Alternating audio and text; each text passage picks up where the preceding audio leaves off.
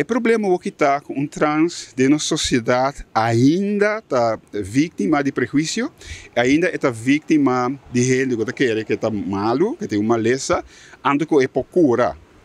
Então, esse tapônico, esses tem que para trans não, que para cifra tá menos que o gay que o lesbiana não, tá ainda menos que para o grupo como acabei de mencionar aí.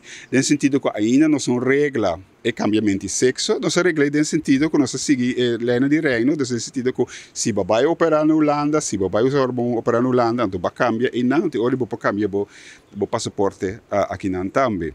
Pero o processo para o cambio aí não está sustentando. Por exemplo, trans basicamente mestre pode ajudar a não ter gasto alto para começar a ganhar hormonas.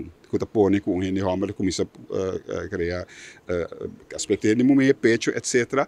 Anto para gente mulher que está trans, que pode ganhar maneira para ganhar crescimento de barba, etc. Esse é o que já acaba de dar parte do sentimento que está indo na direção que vai. Basicamente, esse está parte do paquete de SVB e não está costa hopi, porque o grupo não está hopi.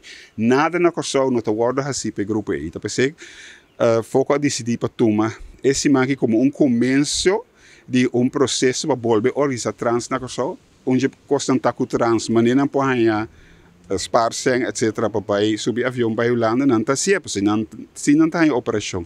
Mas dentro do país mesmo não pode fazer processo de cambio, por lo menos parte de je, então há reconhecimento também. Então, e não nos que vai, mas é começar na trans não organizar nos na mesa. Isso aqui está dando chamada para tomar contato conosco no número 689-0645 para nós começar a formar grupo chiquito. Nossa país acaba com grupo chiquito para ampliar de modo que é possível antes tempo que nós começar, nós temos grupo de 10 gente trabalhando em meta de trans, não gay com lesbiana, mas também em meta de trans.